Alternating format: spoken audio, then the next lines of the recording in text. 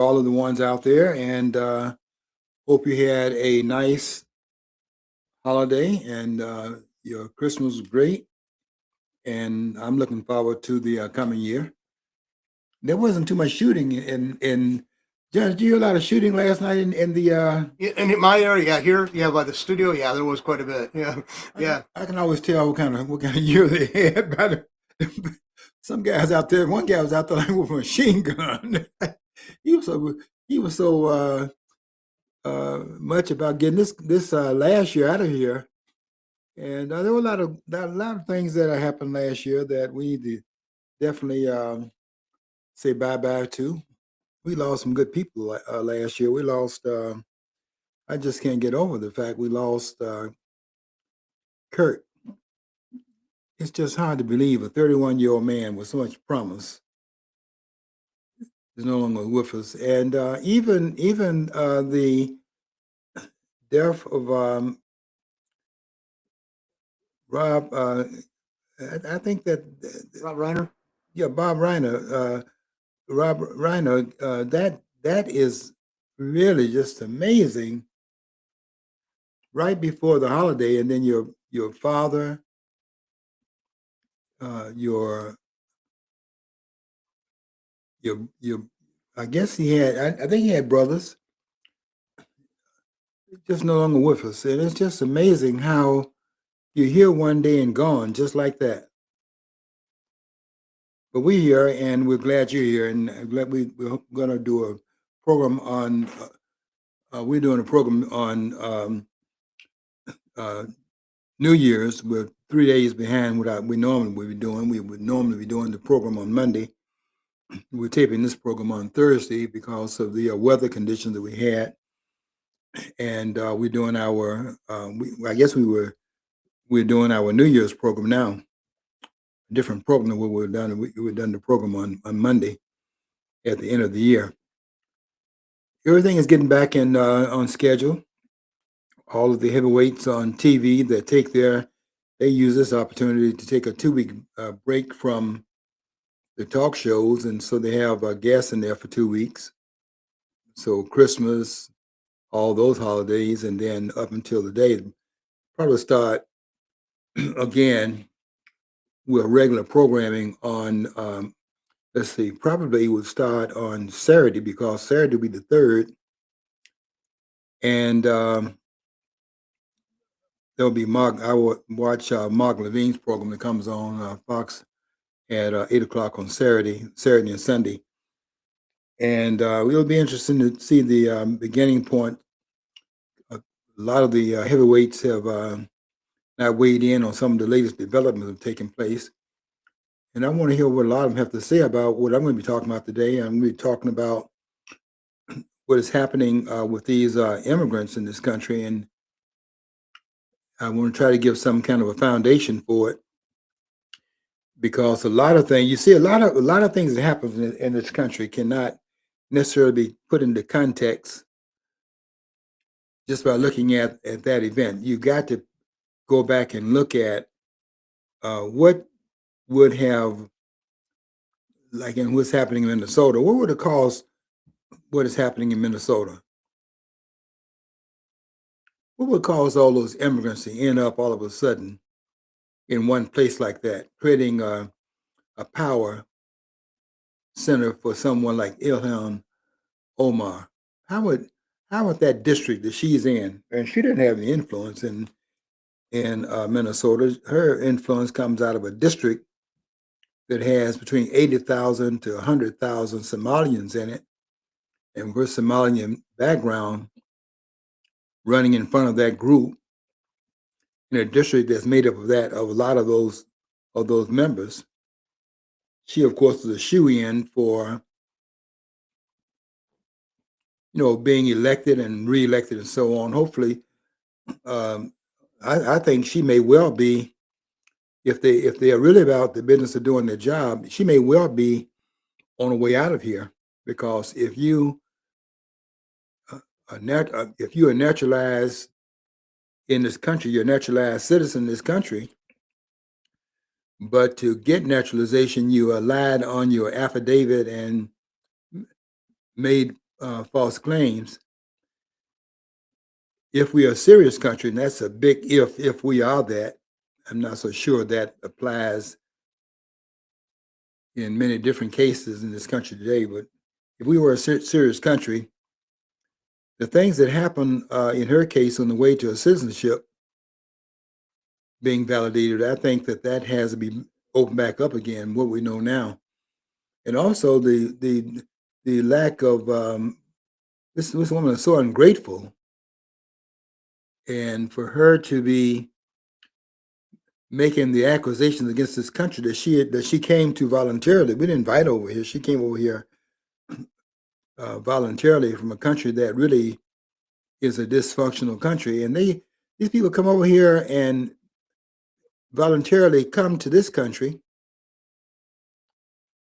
And when they get here, rather than being grateful for the reception they're getting in a country that's open to them coming in as immigrants, glad to have them and so on, maybe more so than we should, but have our arms open to immigrants because we are a nation of immigrants. We definitely wear that out. And so we have a tendency to be open-armed about immigrants because that's our background in terms of how the country got started. You had to, in fact, naturalize the first presidents in this country because none of them were actually born on American soil. They were born on British soil. And in 1776, when this country became a nation, our first presidents up until Mon Van Buren were born, and that's the eighth president, born on American soil, were born on non-American soil. George Washington wasn't born on American soil because at that time we were a colony of the British. So we celebrate that, and that's something that we should, be very much about remembering because that's the background. That's how the country got started, and we want to honor the beginnings of the country because we started at that point on the way to the greatness this country has become over the years. And that thing that Emma Lazarus has on the Statue of Liberty, that which they added at the at that monument. Give me you're tired, your whole masses yearning to be free, and welcome to these shores. And Written by a socialist, by the way. Written by a socialist. And they put that on there because that is how the country is to be remembered at its roots. And we celebrate that. Not always as careful as we should, because it does not mean you have to open up your doors to all the ones that are trying to get it in the country. And I think that a lot of it is because of the ego. A lot of what is happening in our immigration comes because of the ego that we have as a nation. We really think that people are coming here because we are the number one and freest country in the world. I don't know how you actually can figure that out. How do you actually look at a country and say that in these areas collectively, this country is the greatest country and so on, and it's greater than all the other countries in the world because it has this and some other things that other countries don't have. And there are a lot of countries out here, quite frankly. There's a country I was reading about the other day where the people don't pay any taxes, and the government, if they want to get an education outside the country, the government would pay for the education both in the country and out of the country. And they do it by the management of their resources and so on. I forget the name of the country now, but I was just really impressed in reading about that country in terms of how is one of the happiest countries. I didn't. I read the numbers. I can't remember the numbers. That it's a small country, but it seems like the inhabitants there uh, think of themselves as living in paradise. And the claim we make, and I hear what we make, I hear us making it all the time. The greatest country in the world and the freest country in the world, and things of that sort. And I think it's a little bit of our ego. We think that we feel complimented by people wanting to break into the country to get here, supposedly to enjoy the freedoms that this country has, and they're not going in some countries that may be a lot freer than this country is, but they come here. And if it were about freedom, there are a lot of places that are enjoying freedom on another level than they are doing here. So if it's just about freedom, then they would be stopping in those places. These Muslims that are coming over here, it's amazing how many Muslim countries they go through to get here. So you don't have to come here and try to orient America toward Islam, because there are some 50 countries that already have it. And if that's what your idea is, you want to practice your religion of Islam, there are all these, it's not just like Saudi Arabia. And a lot of these countries have the very thing they're trying to do here, like in Dearborn. And really what they're trying to do wherever the Muslims are, because one of the things the Muslims are not going to do, and you can just forget about trying to get them to do it, and what they're not going to do, they're not going to forego their religion and adopt the vestiges of the ideas in the West, capitalism, the things that make this country extraordinary. They're not going to do that. They're going to maintain their indigenous ties to their homeland. See, remember when Barack Obama made that speech? He said, "This is not a Christian nation," or whatever.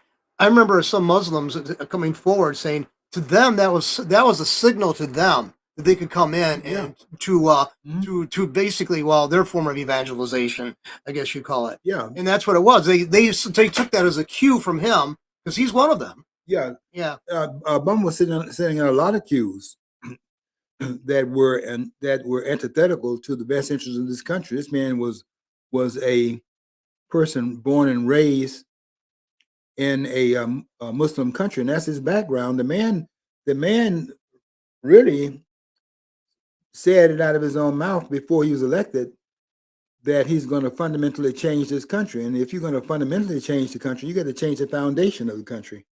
In his book, he declared his loyalty to Islam.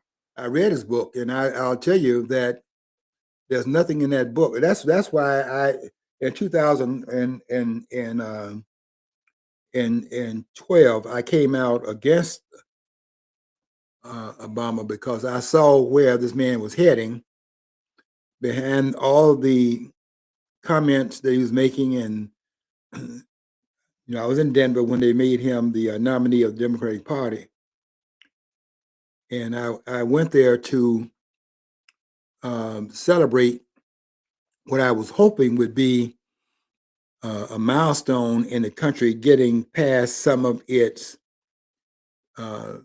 historical legacy, because I thought we were using the race card too much in the country. And I thought by the election of a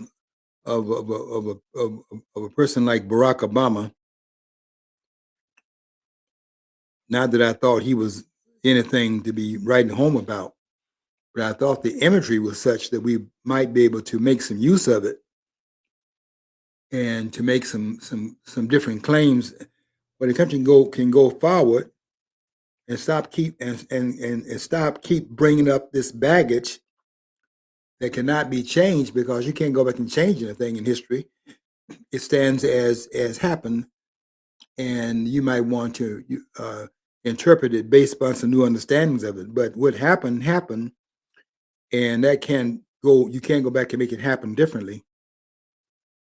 maybe you can explain it differently, but you cannot make it happen any different than it did. And I thought what this would do would be to put him in, to put the country in, not him, but put the country in a position to get over some of the legacy, some of which it does not even deserve, because a lot of it, I think a lot of what this guy, there's a guy out here right now named Chad, um, Chad Thompson, Chad Watkins, I think his name is. And he's doing a series on the civil rights movement. He's doing a lot of going through the civil rights movement under King, and he is really creating a lot of understanding of what that movement was really about. And so we can change some of the understandings of it. That the civil rights movement happened, but what's been said about it, the last word on that has not been written. And this guy is doing a lot of good work in that regard. And I think we're going to be looking at the whole movement a lot differently because of the way it has played out and what we now can see based upon what we thought we were going to get out of it. The outcome has been different from what looked like it was intended. And maybe some of it was intended by those that were in back of King that did not have the vision that the people who were supposed to be served by that movement had. And that vision that the people had was different. What they were trying to do and what those in back of King were trying to do was something very different. And that's what this guy named Chad is doing. He is actually now showing some different things of it that were not in the view of the country at that time. He's now pointing some things out, and you can see more clearly, wow, that was also going on. He's doing a good job of redefining that movement. We have a immigration history in this country. We are a nation of immigrants, but we need to be very careful in how we make use of that, because you can overuse it to the point where it becomes a fault rather than something that's a benefit to the country. Yes, you want to have immigrants, you want to be open to immigrants, but you can do that to a fault too. And that's what I think we're doing right now. We are actually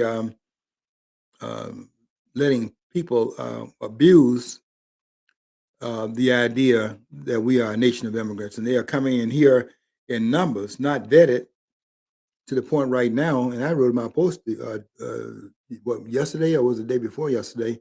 I wrote my Facebook post that we have approximately 25 million people in this country that have not been vetted, and we don't even know who is in this country. I think we're the only country that has that kind. It's an invasion, and we're the only country that has that kind of invasion.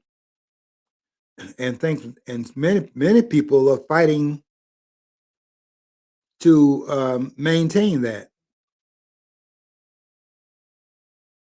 And we have President Trump, bless his heart, because this man is trying to put some brakes on what's happening in this country. Because I think he sees more clearly where this is going, and we don't get a handle on it.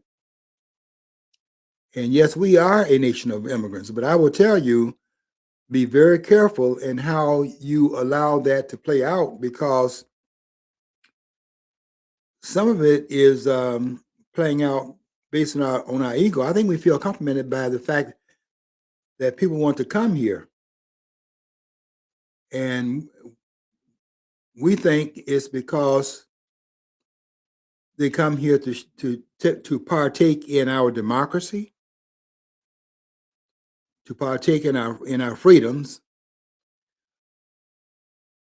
And if that were the case, I can tell you, as I have been going through and looking at some of these other countries, that make a where you see a claim being made by their people of their contentment and so on. I keep trying to bring in my memory up in my memory this country I read about just the other day. And I was just really amazed at how the people are so calm. Nobody locks the doors in that country, and there's I don't think I think they might have one jail in the whole country, and that jail is not there's nobody in there practically in the jail. It's like it's like that jail they had on TV on Andy Griffin, and so there are a lot of countries that have some things they're offering their citizens that if that were if that's the magnet that's bringing them here, that that which if that's the magnet, that magnet would be clear in some of these other countries that seem to have things where the citizens are even more satisfied than they are here, because here we have a country that's very divided, and I think we have two parties in this country, and the one party, I think we got a party in this country, the Democratic Party. I think on the national level, that part is a part of sedition.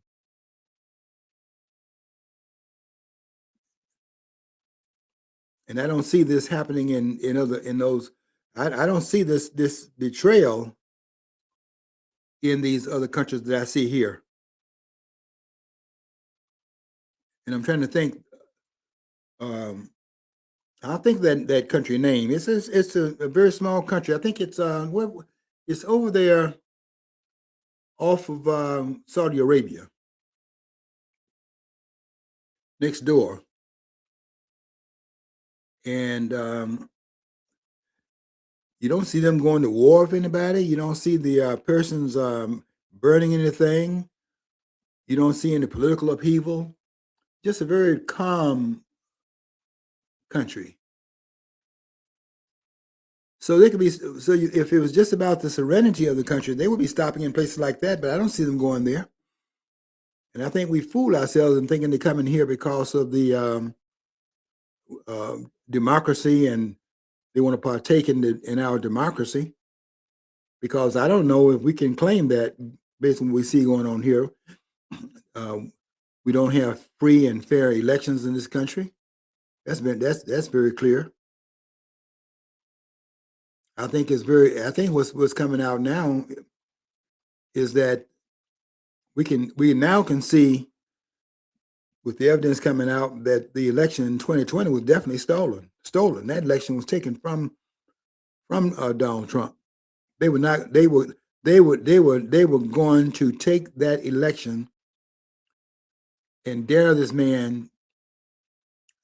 I think they really they were really hoping,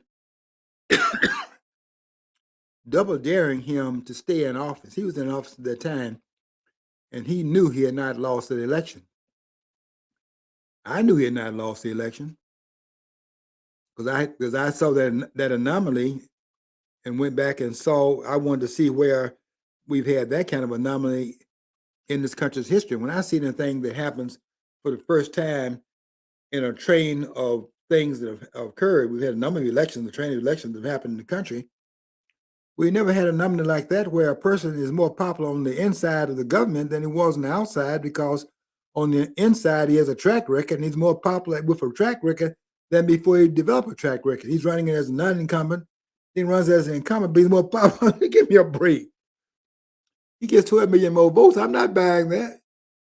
That anomaly, that was too. I had to go back and research that. Where has that happened before in our history in this country? It didn't take a rocket scientist to figure out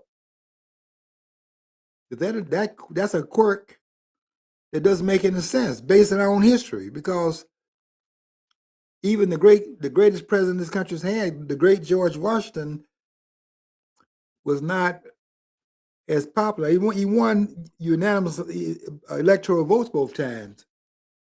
Well, look at his vote total, his popular vote. He was still the most popular person in the country, but look at his popular vote the second time that he ran. It's just not.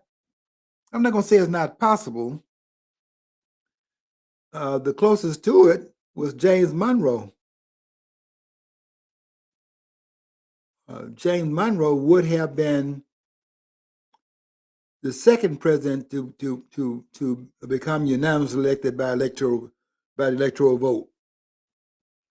But there was an elector who thought that position should only be to the great George Washington. He was not he was not against the fifth president, James Monroe, being president, but he had enough respect for George Washington's persona that he didn't think that anyone should stand in that place with the unanimity of his election that George Washington had on two different occasions. And they had one of those faithless voters that voted against Monroe in the Electoral College, just so he would not have a unanimous electoral vote.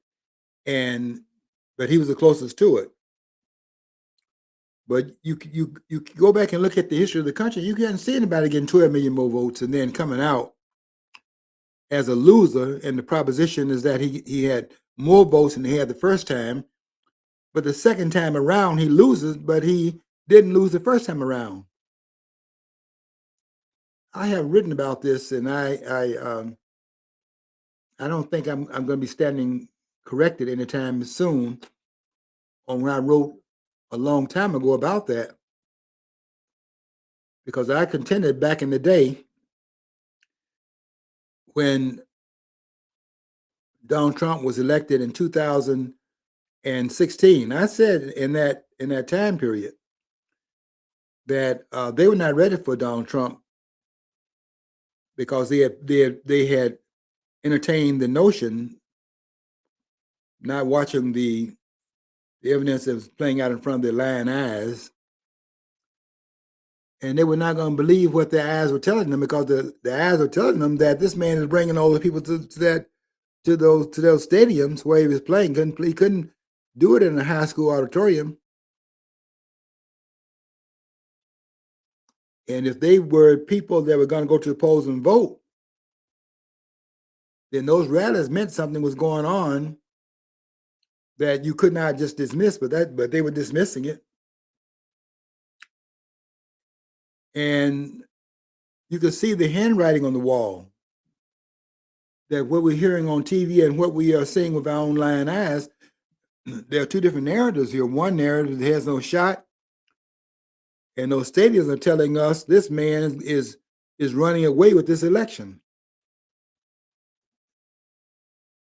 And this is another example of who do you trust? And I saw that handwriting on the wall, and I said in a post the very day of the election, November the 8th, 2016, I said, this country is getting ready to get a wake-up call, because Donald Trump is the next president of the United States. I wrote that the day of the election. That morning, before the votes had been cast. I saw what was happening, but I also said this in the aftermath of it.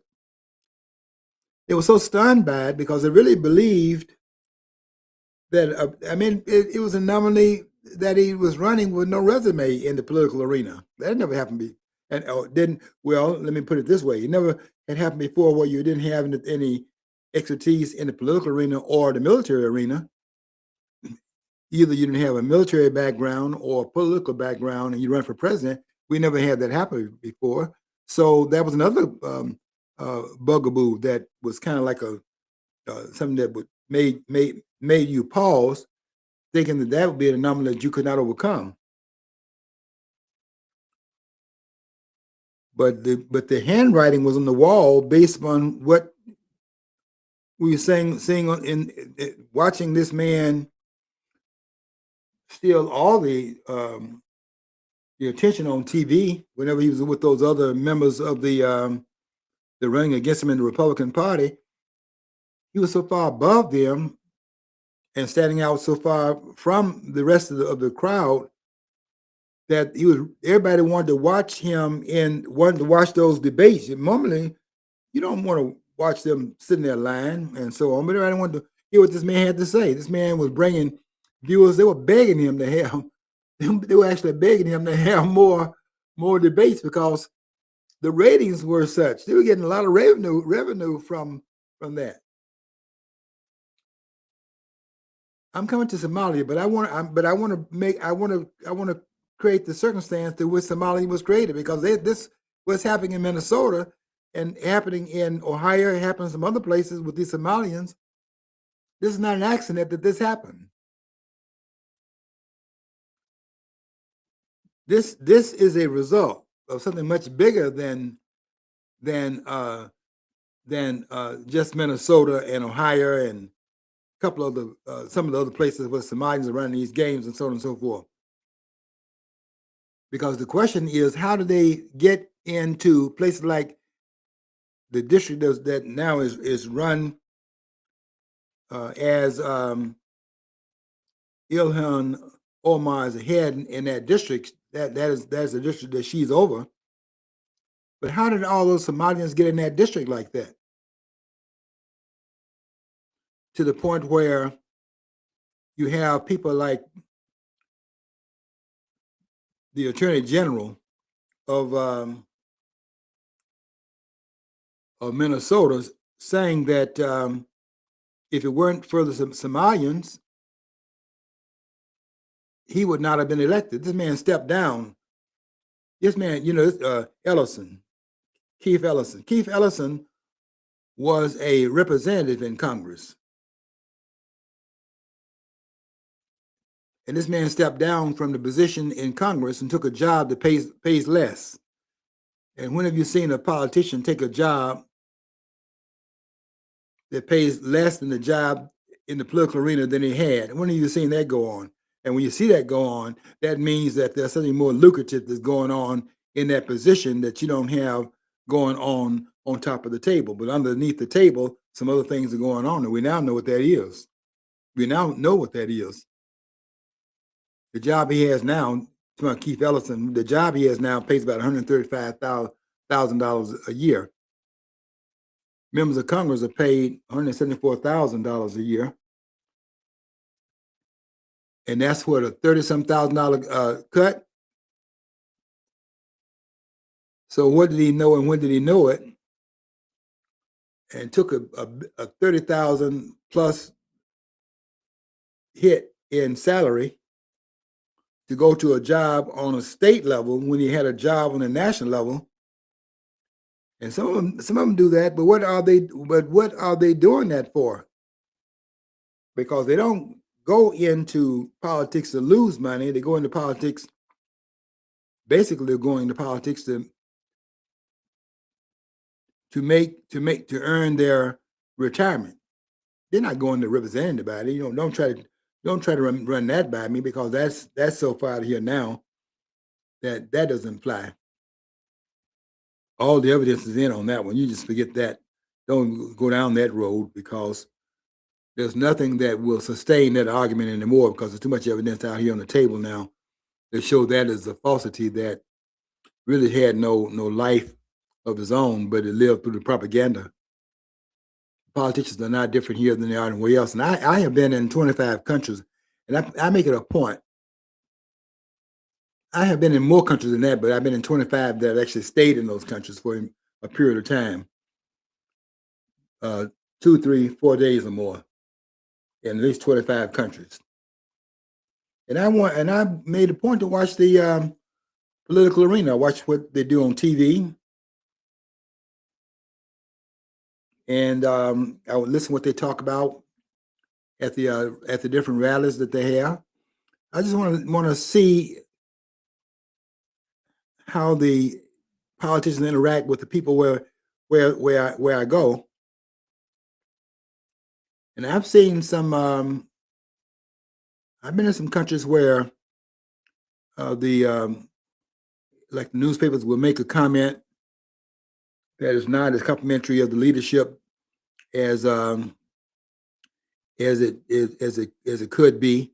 And I've seen them dipping their heads and doing these sycophantic type things that show that they know that they're risking something by being out there like that. And on the front page of the paper. The next day they'll say, "We didn't mean any harm, Mr. Presidente," blah blah blah, because they know that that's not that's very that's not to be done. And I've seen them bug dancing, so to speak, as you would call it over here.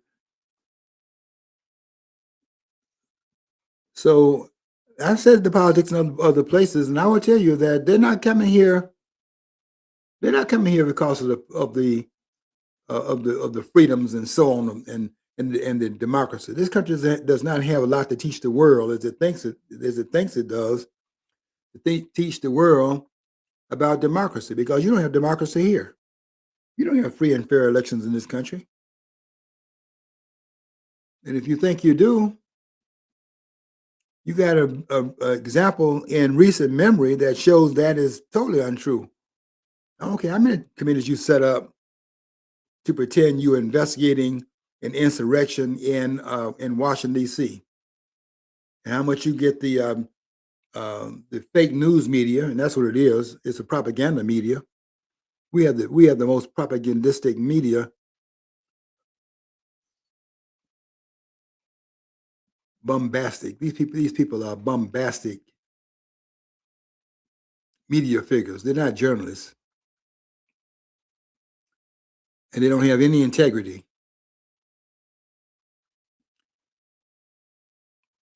And our press is controlled in a very different way than it's controlled in these other countries I've been in. In other countries, their press is controlled because they know how dangerous that line drawn in the sand, how dangerous it is to cross that line into that area where the president is taking some hits by you feathering dissent in those countries, where he can be toppled by people feeling that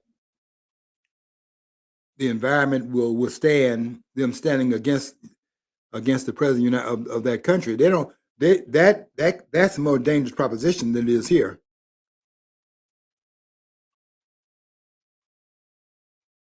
And I've seen them. I've been in some discussions where we would be in the back of some of these places where I would be staying. We out in the back having conversations, and it's like maybe 7, 8, or 9 of us out there, and we're just talking generally about things. And there's such a paranoia that develops in that conversation. One person will tell you, "We're not supposed to talk about that." Or one time I was out in an area, and there was a guy looking in the grass because he thought maybe there was somebody actually in the grass that was maybe moving around trying to listen to what this group was talking about. I saw a lot of that. So that's a different kind of press that is intimidated, that's writing and doing what it's doing because it's intimidated. Our press is not intimidated in that way here.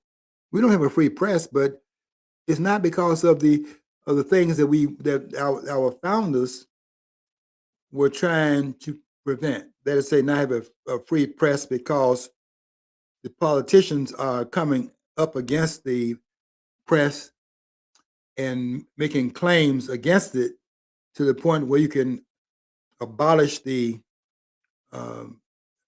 media,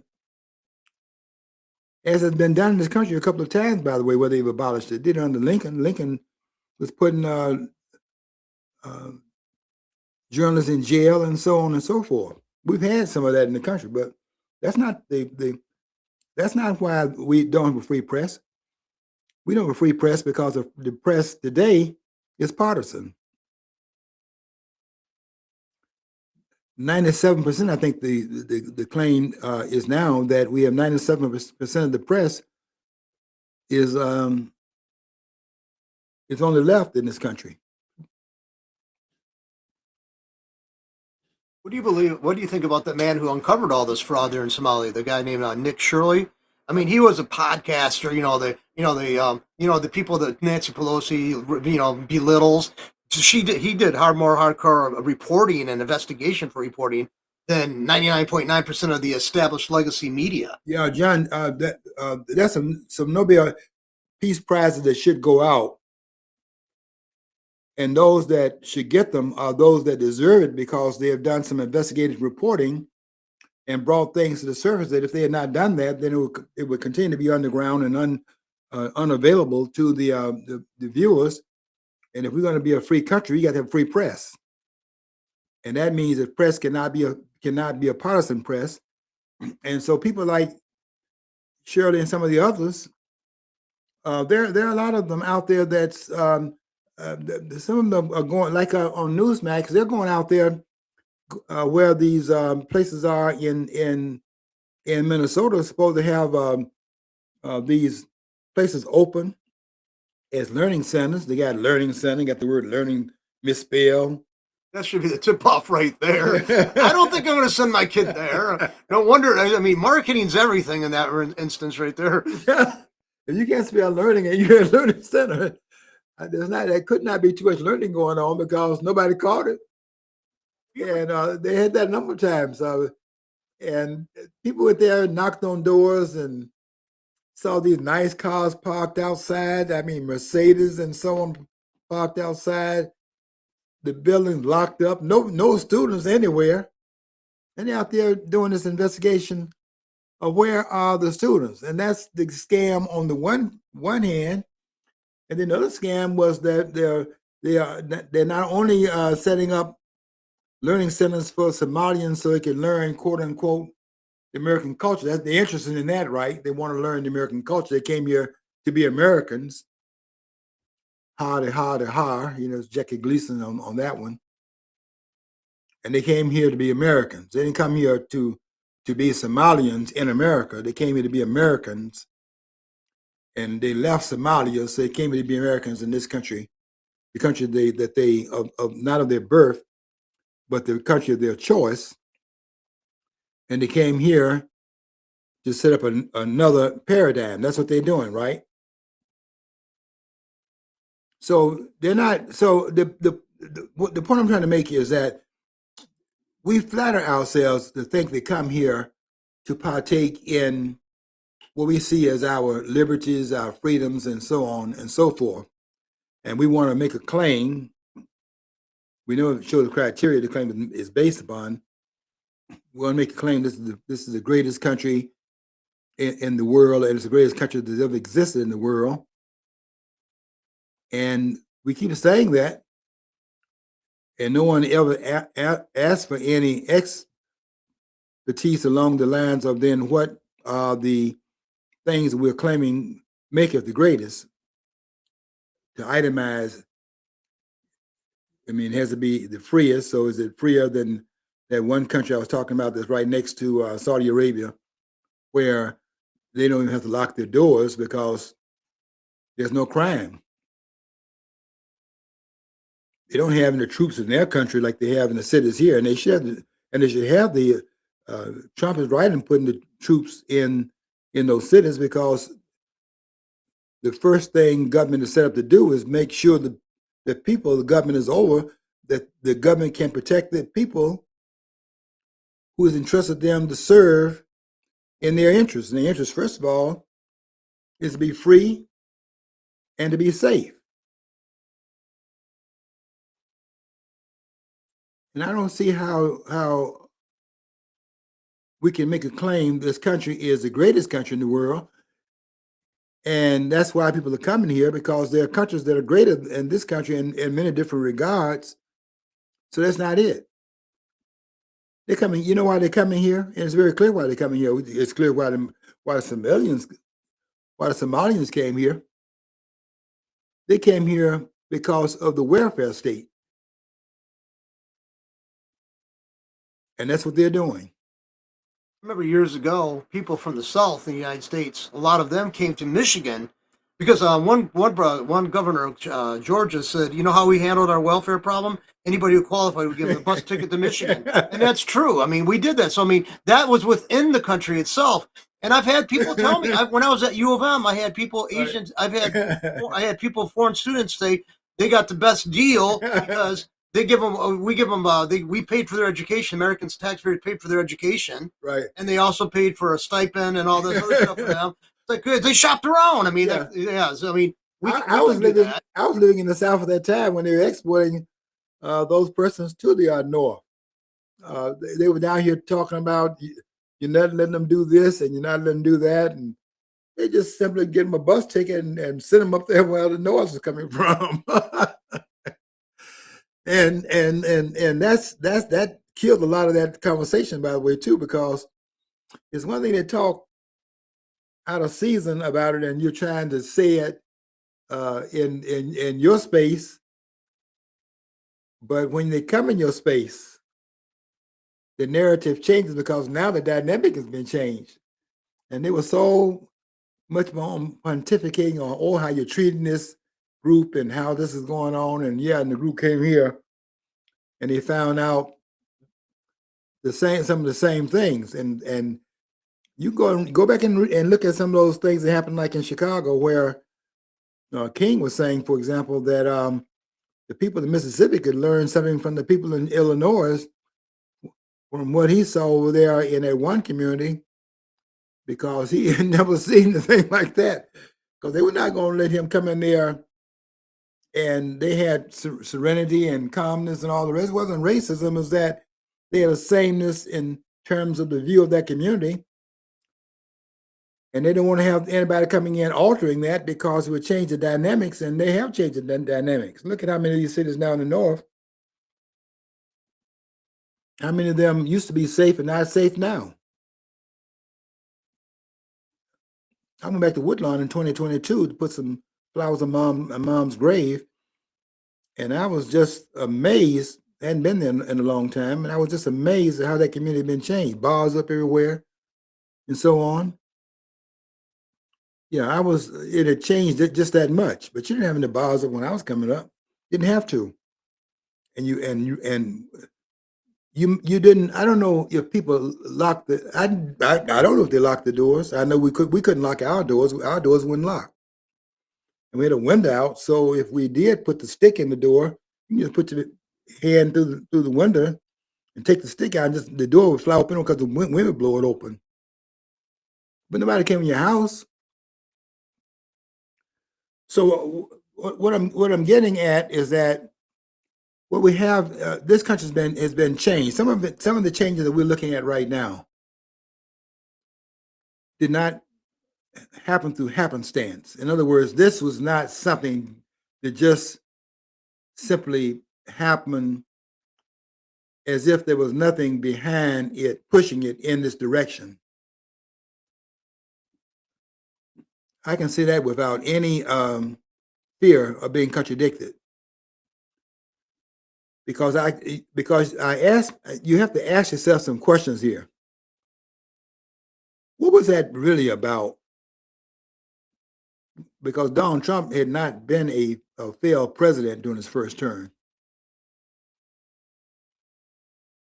That's not why they wanted Donald Trump out, because his first term was a term of failure. This man, if he had been a president, had failed because he was in there in the political arena for the first time. He came in as a novice and didn't know what he was doing, and so on and so forth, although he had run a business empire.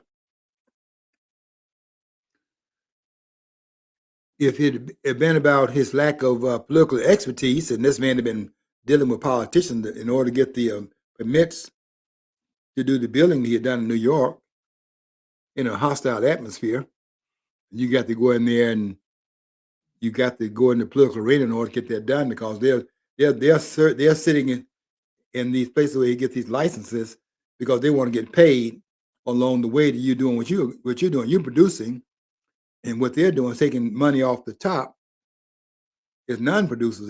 That's how this thing operates. So just because he didn't have any political experience from running for office does not mean he didn't have any political experience. He was dealing with these I don't want to call them what I want to call them.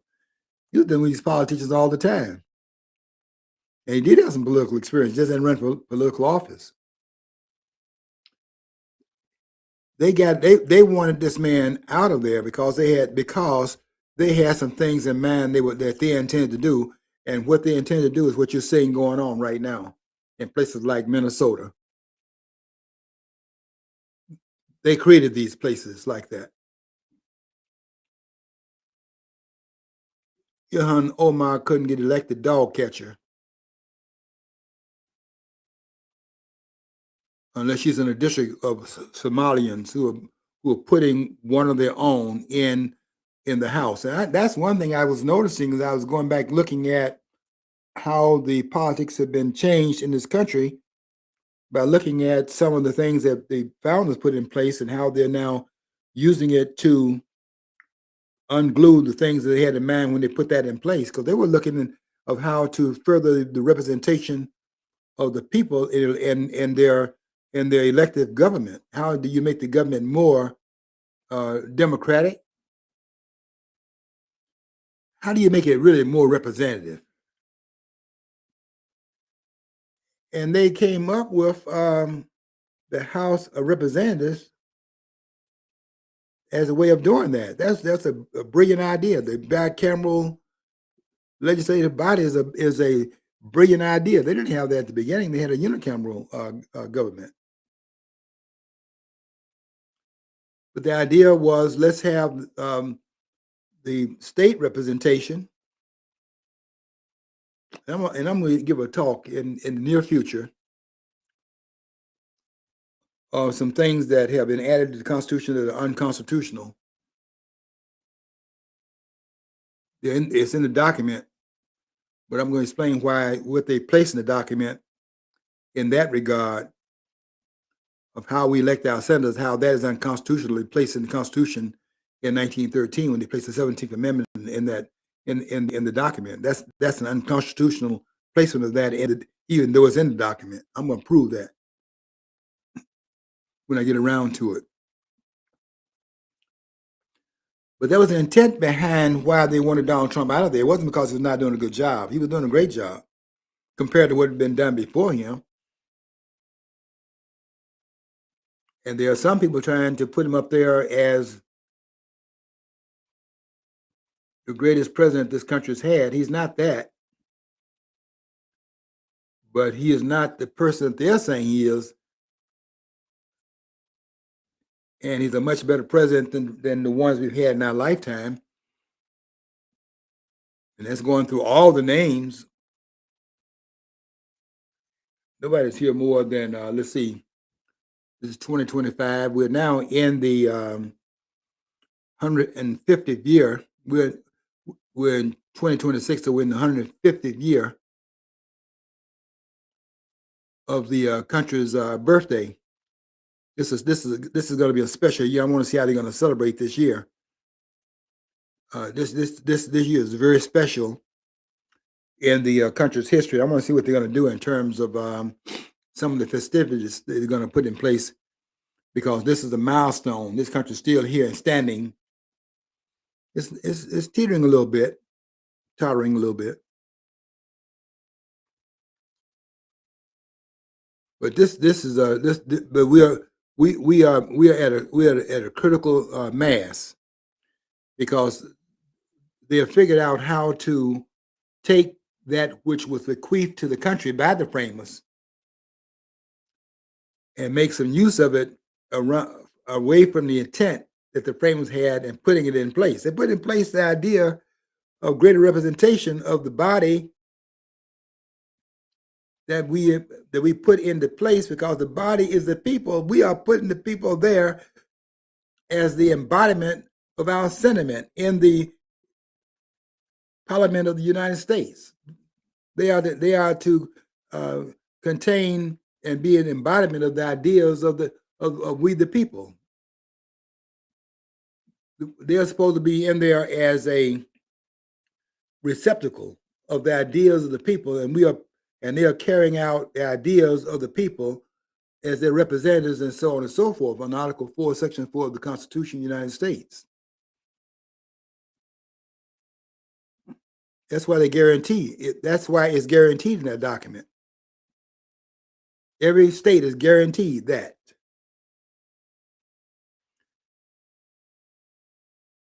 but they use that to subvert the intent of the framers, and now we have what we have in it didn't just happen by accident. It was planned and it's very purposeful in terms of the intent behind it.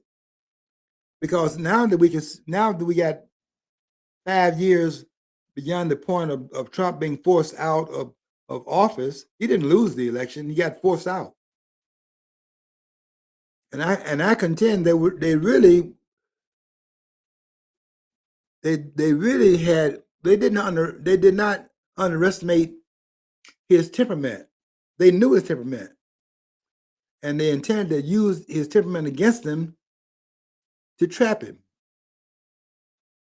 Because they did this while this man was in office. With 12 million more votes in 2020 than he got 75 million votes in 2020 and got 63 million votes in 2016. And he knew he did not lose, and they were counting on him because they know how he is. He's the kind of person that you really want in office, because you want somebody that's going to just simply say what's on his mind and don't be saying things because it's politically the correct thing to say. And you want to hear someone that's going to be honest about where they are. That's why they can't stand what he said about Rob Reiner. They can't. They took him to task on Fox. They could not see the president of the United States saying what he said. Well, yeah, you go back and look what Rob Reiner was saying about Trump.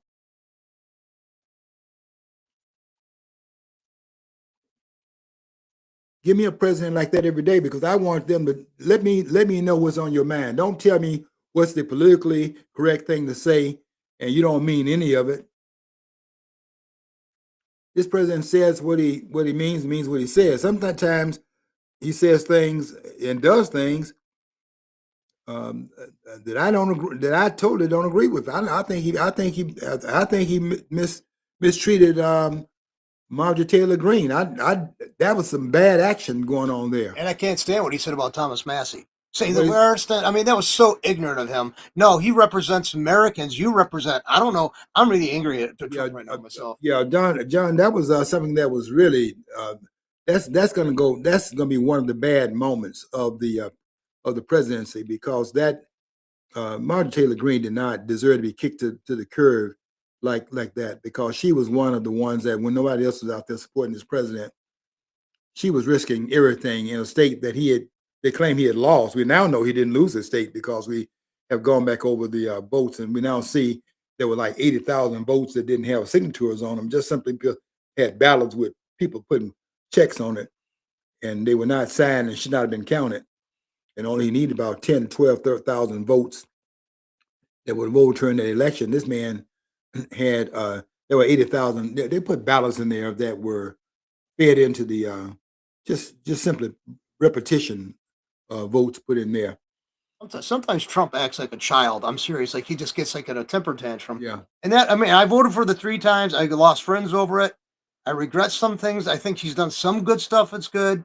But I hope he can pull it off, because right now I regret voting for him. I do at this point. Yeah.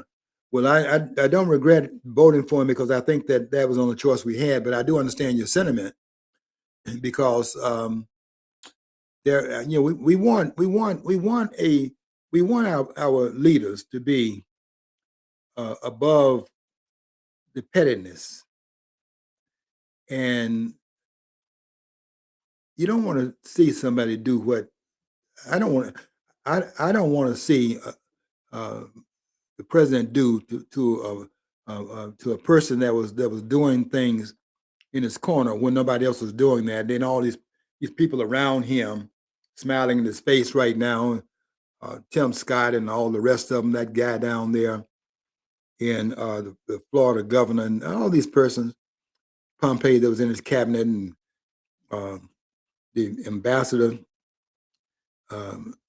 Nikki Haley, and just people that were smiling in your face and stab you in your back. She wasn't like that. This woman was standing up, and for him to have done that, yeah, that's some. Those I can't overlook that, but I can't throw the baby out the bathwater because I understand what's out there to trip this country up, and I know exactly who these people are. That's out there like Kareem Jeffries and this Charles Schumer, Maxine Waters, and Pelosi, and people like these people are involved. These people are involved in treason. We have sedition going on in this country, and Donald Trump at least stands against that. So I have to take the larger picture is that that's the major part there. The other stuff is picayune, but it's still major. But comparatively speaking, it's not up here where this is. This is trauma up here. This is where the country's welfare, its well-being, its livelihood, its longevity is up here. And that's what is at stake. So I keep that picture in mind, but I don't overlook what else is going on because that was classless. And I'm going to say it's classless, even though it says as a supporter, it was a classless thing for the president to do. But the president is standing against this country being invaded. And that's what they're doing right now. That's what they intend to do when they got him out of there in 2020. This was planned.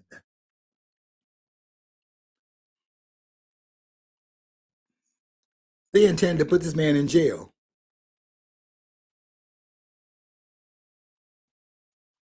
I saw that when I was looking at what was going on at that time.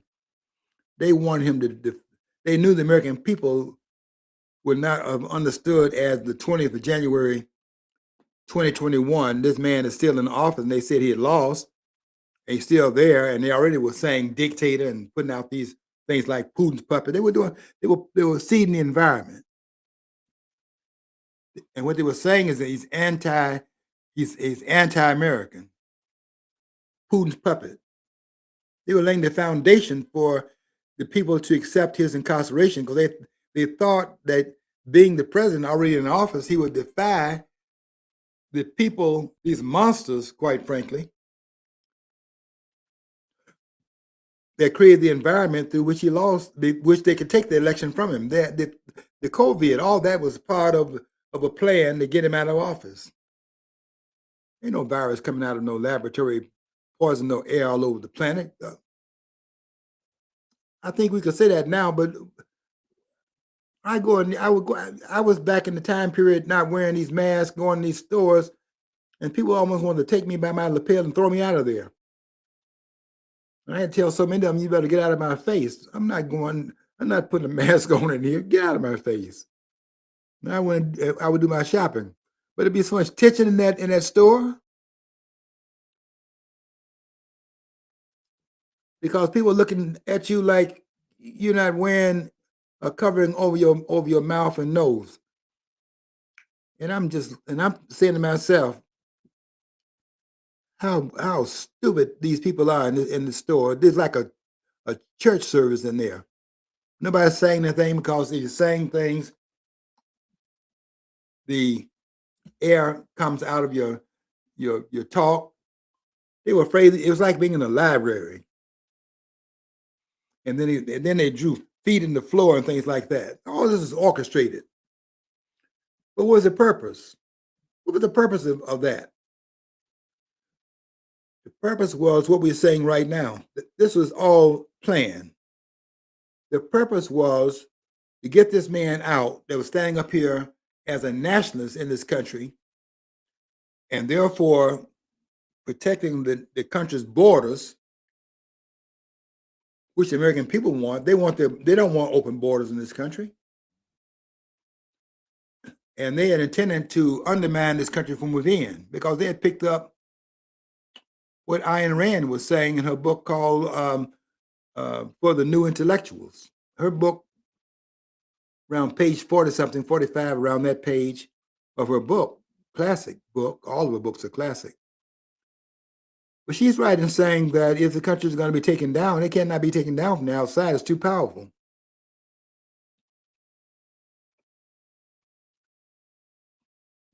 Russia can't be taken down from the outside either.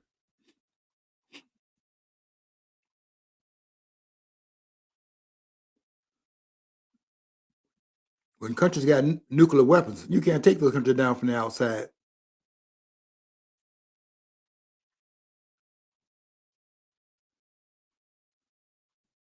You can see that in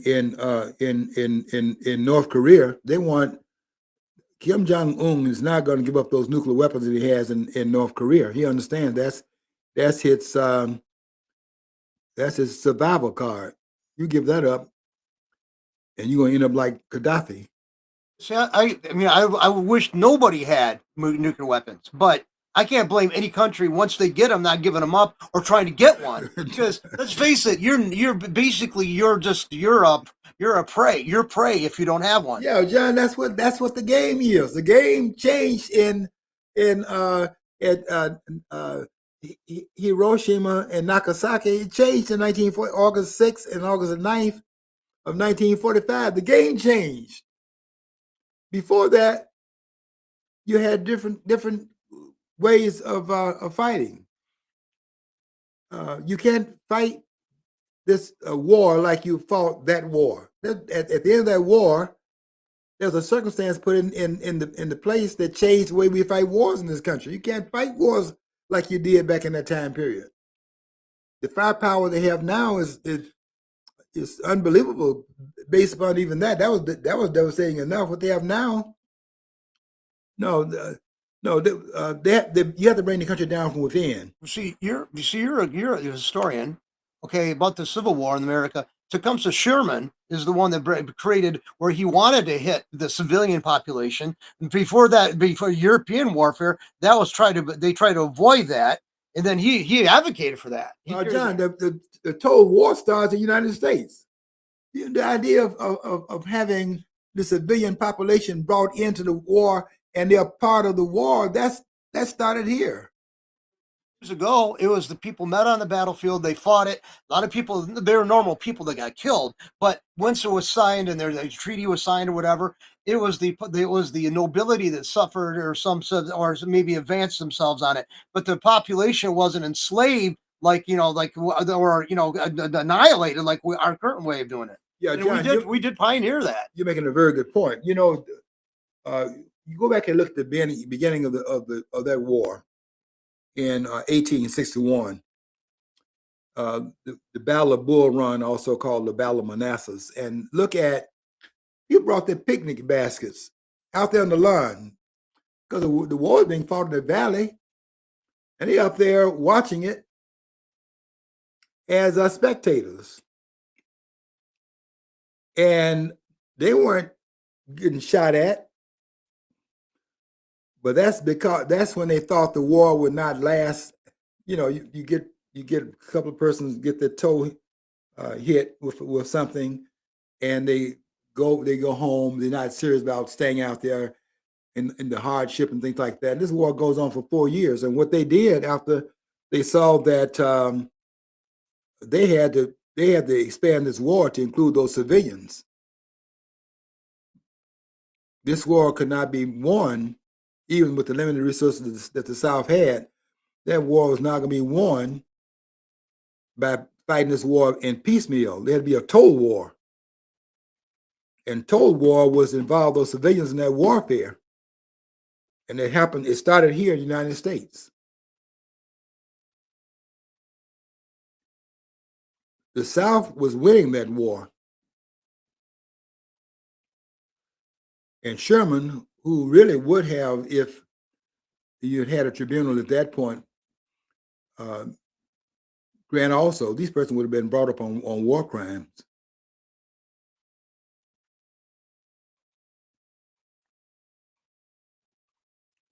Lincoln would have been brought up on war crimes because this war was initiated against the Constitution of the United States. secession was not unconstitutional. It was made illegal through the bayonet.